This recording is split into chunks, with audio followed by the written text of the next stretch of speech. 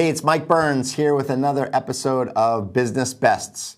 I'm so excited to cover today's topic on the topic of artificial intelligence. Honestly, today's recording is going to hit 30 recordings, and I'm been dripping on you and teasing it a little bit. I probably should have started right off the bat with AI because I really believe that AI is going to revolutionize everything. Any kind of technology, it's going to be hard to escape how AI is involved, and it is going to advance us. In some ways it's exciting, in some ways it's scary, but change is coming and you're going to have to get ready for it. I really believe that we have this like ripple effect that's going to happen, like a little change is going to actually, that ripple is going to go all over the world. And in some ways it's not that just little ripple that you would think about on a quiet pond. It's more of a tsunami or a tidal wave, and it's going to crush some people. It's going to crush careers, I should say, or industries.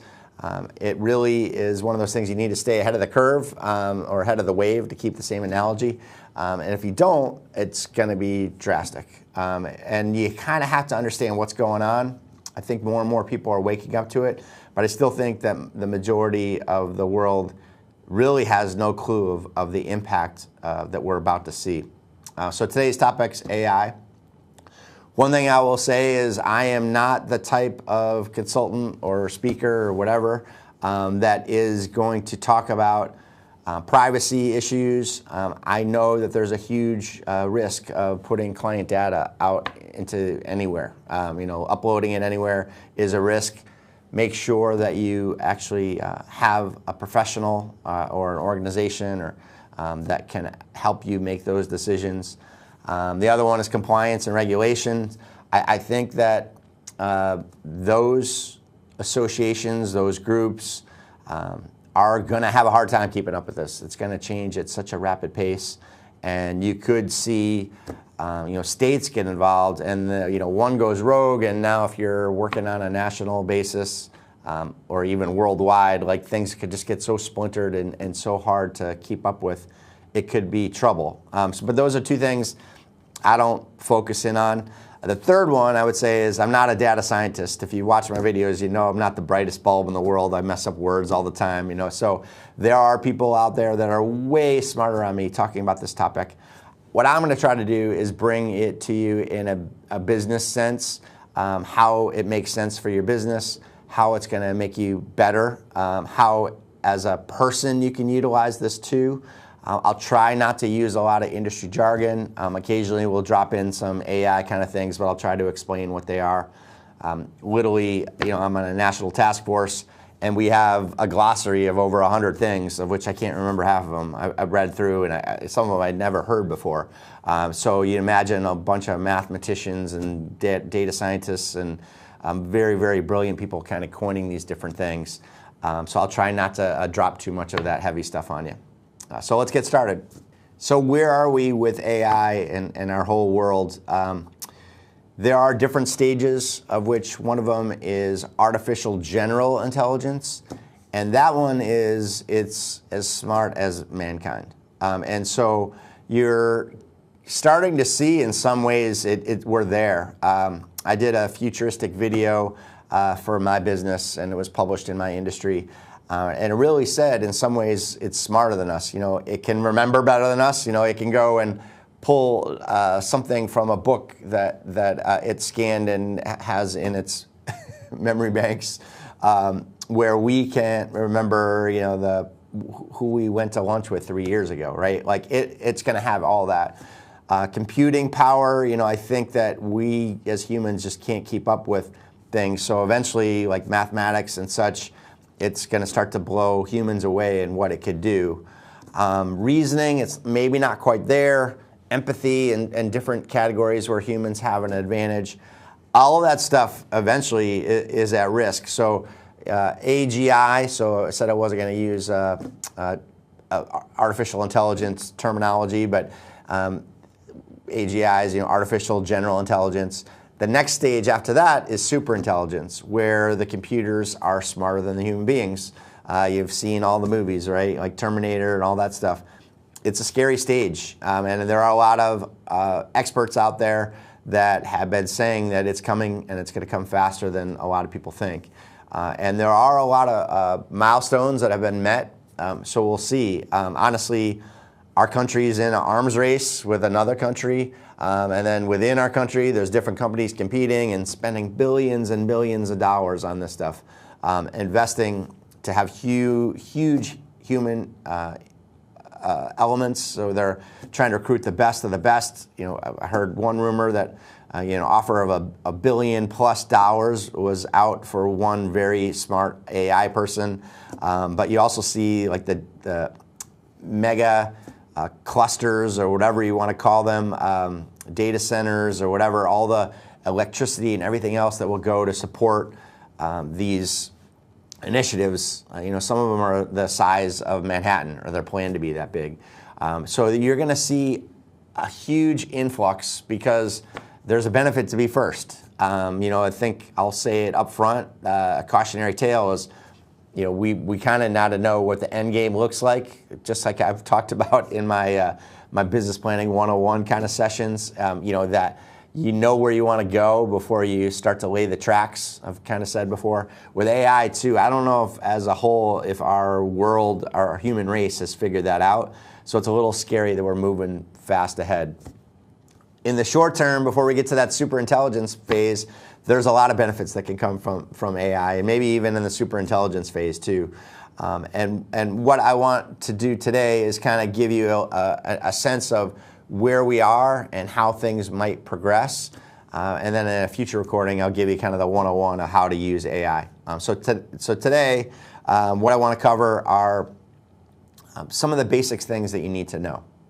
So where we are right now is a transition from like an AI agent. So what that means is somebody can be replaced, right? So an AI agent, an agent might take over a task, simple checklist, simple workflow, but eventually might take over a person's responsibility.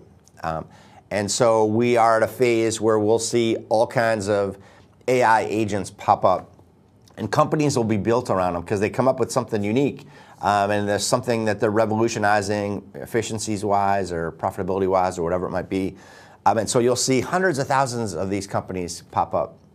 And that's kind of where we are now. And what a better, I guess, easier way to explain it would be AI tools. And so all these things are going to pop up. The next phase after that will be a phase where it's more of an AI teammate. So whether it's a robotic person in your office, eventually we will have robots. But for right now, it doesn't have to be that kind of physical thing that you would see in the office. It could be just on a computer or whatever it might be. But you will actually interact with that person, and I guess alien, not necessarily a person, but you'll actually start to build relationships with these entities because they will be empathetic. They will know us better than we know ourselves in some ways. So I don't want to scare you off, but eventually AI becomes a really, really valuable resource. So how do you understand that? I think one book does a pretty good job of describing that, and that's The Age of Invisible Machines. In that book, the author really talks about these different stages of, I believe it's, an intelligent digital worker, or however it's phrased. So you're going to have to start to think about, what does that look like? And in the very beginning, it's a stage called literacy. And in that stage, imagine, the author describes it, imagine AI is able to look at a whole bunch of numbers and format them, maybe do some basic analysis, but it's not very good. At that point, the author calls it like a primitive digital worker. And so as you start to realize things, you go from that literacy stage and you kind of go up into more of a understanding stage. In that second stage, it's really about knowledge. And when you use that same analogy of the artificial intelligence, it starts to become a little bit more basic, and that digital worker can now kind of understand some things, right? It'll realize that, oh, by the way, those numbers that we're formatting, one of those is a birthday. Then you go to more of an intelligent stage, And then ultimately you get to wisdom. And in wisdom, what's really interesting is, the machines go from probably all those AI tools to that more of an orchestration where everything is kind of pulled together and gathered, and that person becomes that, like I said, that AI teammate. And so in that stage, to use that birthday analogy, the computer won't just recognize it's your birthday. It will actually say, hey, because it's starting to build a relationship with you, and it'll feel more human than you can believe, at least at this stage. It's going to say, hey, I see that today's your birthday. Would you like me to make a reservation for you and invite your friends? And by the way, it can use your email and push out messages and respond to them if you give it permission to do that. And oh, by the way, I see that you got some early meetings tomorrow. I'm just a little concerned you might stay out late. How can I reschedule those for you to make your life a little easier so you can really go enjoy your birthday? And so the author gives that example. I might have changed some of the details, but wow, like you start to see how this progresses from very, very basic digital worker to really an AI assistant. And at some point, it'll be like, again, in the super intelligence phase, it'll be smarter than you. But for right now, like we can, in the next short window, we can really take advantage of these tools as they pop up to be better at what we do. So one thing I want to add, wrapping up this kind of like background so you understand this, at least from this author's perspective, was he wrote, creating IDWs, so that what we're referring to is that intelligent digital worker. So creating IDWs is really a matter of providing simplicity for users by finding ways to solve increasingly complex problems within your ecosystem. So that's maybe a lot to unpack, but you're going to find that these things are going to, within your ecosystem, so really within your world and your perspective, whether it's your industry or your job responsibilities or your personal life, whatever it is, it's going to help you immensely. And all of us could use a little bit more help. So in the very beginning, we're all going to want to dive into this, and it's going to be really interesting how fast this unfolds in the next few years, and you'll probably see something ramping up. By the time this video is out, it probably is going to be outdated in some ways because things are going to move that fast. So just to get how fast this is moving, when ChatGPT launched and was open to people using it, November 2022, in just 5 days, it had 1 million weekly users. If you flash forward to the time of this recording, we're now at over 5 billion monthly users. So the ramp, if you kind of look at how fast things have gone, it was pretty steady. And then this year, the year of this recording, it started to skyrocket, and it's going to skyrocket even more. So why is that? Obviously, people are starting to understand the benefit of it, and word spreads, and people start to say, hey, I've just dabbled in that. I should try it a little bit more and try to implement a little bit more personally or maybe professionally. One thing that I think some people did do that, but what they found was as they went in and worked on things, you start to see that you got these bad answers, aka hallucinations, right? So you go in and you ask for some information on XYZ topic, and it gives you the topic answer for Z instead, Z through W. And really what that is it's just a mathematical solution. Like there's a probability of, hey, this is the answer this person's looking for, and it gives you that information. So the bigger and better and the faster that these data sets get and the intelligence builds on itself, the better those hallucination rates will be. Try to say that fast 5 times. So in those hallucination rates, what we're seeing is that they went pretty high in those 4 years, and now they're like under 1%. Not all of them, but the best of the best are under 1%. So now you can have a lot more belief that the answer you're getting is accurate. So that's one way to start to see, like, hey, people are going to use it more because they know it's going to be more accurate. It's going to give them more of the information that they want. Another thing you'll see, and it's starting to happen already, is that you'll have a local version of this artificial intelligence. What that means is when you buy a new phone or a laptop, the capability will be built in that you'll have artificial intelligence for yourself. And so what local means really is that it's going to be your own version of something. So this is where we're going to go. If you watch the movie Her,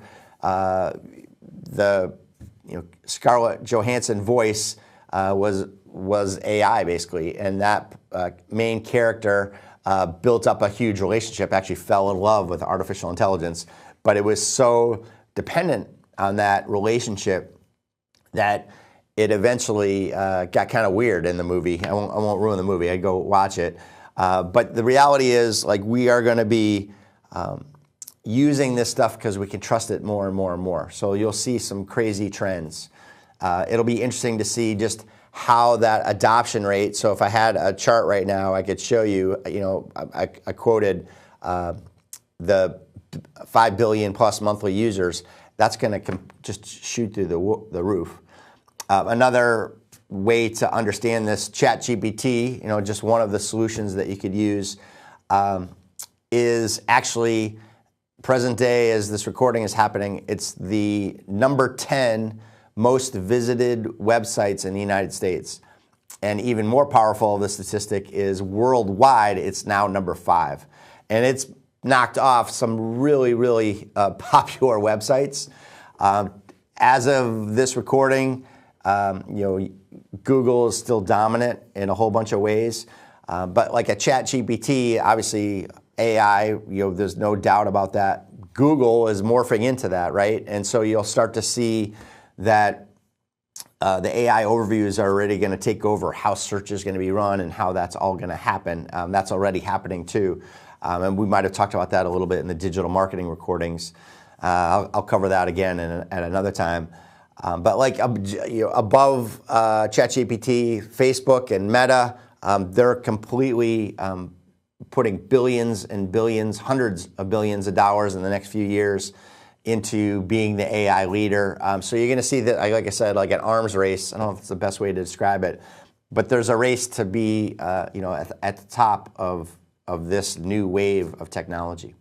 But basically, that pure power of this, and it could be, there's so many use cases for it that people don't have to try too hard to see the real value in it. So there's all different types of reasons that we've gone from that stage where it was that computer nerd kind of person, then it became a little bit trendy, then it became popular, and then it became widespread, right? And all that is going to explode. Kind of inverse to that, obviously, I spoke on social media a lot I started my business in 2008, 2010-ish. I was writing about social media. So Byrnes Consulting was, I think, at the forefront of that topic. But what I noticed was really for the first time ever that the older generation wasn't teaching the younger generation what they need to know. The younger generation was the first one to adopt and morph and change and learn. And they were the ones that taught the older generation something of value. When I would do my social media speeches back in the day, I would talk about how I taught my parents how to change the clock on the VCR. It used to go 12, 12, 12, 12. Part of this audience might not even know what a VCR is anymore, right? You used to put the old tape in and watch a movie. But that was my contribution. As a Gen Xer, I was trying to teach my parents something of value. Well, then you have social media come out, and there's definitely a value in that. Businesses can use it, obviously. And so it took a little while. So now, flash forward to current times, AI is that new social media, but just profound, a profound way that it can impact the world. And same thing, you're seeing that, as the current date, that younger generation, 18 or a little bit older, about 45% of the users are right there.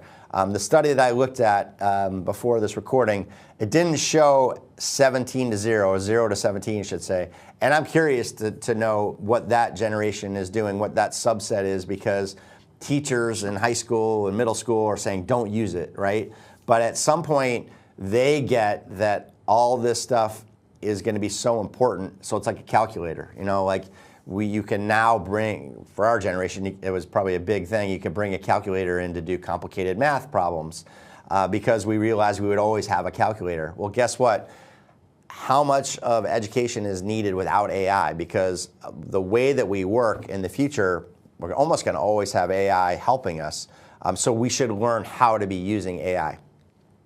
I'm not going to get into a whole big educational debate. I really think that we need to learn on our own. I'm a friends with an 8th grade teacher. Every test is done in the classroom on the old pieces of paper. I heard recently a trend of those little blue notebooks that I had when I was growing up, and we had the, from the very beginning with the little pencil marks. They had a line here, a dotted line here, and another line, and you wrote paragraphs to answer questions on tests. That teacher's gone back to that method because they can't trust that AI is going to be the one that's basically cheating on the test, right? So there were different versions of softwares out there that would capture if a student used AI. But I think if a student's smart, they could say, hey, AI, here, I'm downloading all my past papers, write like I used to write, keep some errors in there, and answer all these questions. And AI will do that. They'll probably be upset that it has to have mistakes in it, but the reality is you can fake the teachers, right? So back to the whole education thing, that's another problem to solve at another time, but I am curious to know how quickly that 0 to 17, as they age and progress and really the future of our world, how much they're going to rely on this and how much it's going to change the world, because they need to adapt to it faster. So if you kind of look from that younger generation down to the boomers and older, it starts to flatten off. The other interesting thing, and I don't know why this is the case, 2/3, actually maybe a little bit more of users are male instead of female. I kind of try to come up with an assumption here is that us guys are more nerdy, more likely to watch a science fiction type of movie, more into mathematics or computer science or that type of thing.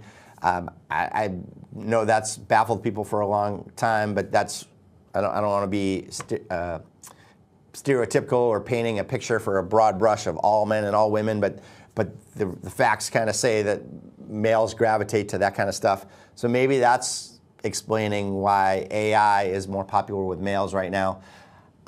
From a digital perspective, I know things like Pinterest, when that came around, that was more widely adopted by females. So I know that the possibility is that they will get there and use it. I also think maybe as a compliment to women, I've heard that, and I've seen studies that they're more risk averse. So the case study I've seen this for is that they would make better CEOs in some cases because they're less likely to go out on a limb and have the company fail. I've heard the counter of that is you need to take risks to grow. But so what I think is men and women balance each other well. Again, too broad of a brush, but like those different types of personalities balance each other well. And so I would love for more women to start to use AI, because I think the future planning of where this goes, we need women to be equally weighted as men. But just an interesting factor I thought I'd point it out. So pay attention to the trends. You might have someone in your office that is a female but isn't using it. So realize you don't have to force it on anybody, but eventually you're going to want to have everybody familiar with how AI can improve things. But know that there's some reason that women are hesitant to get there.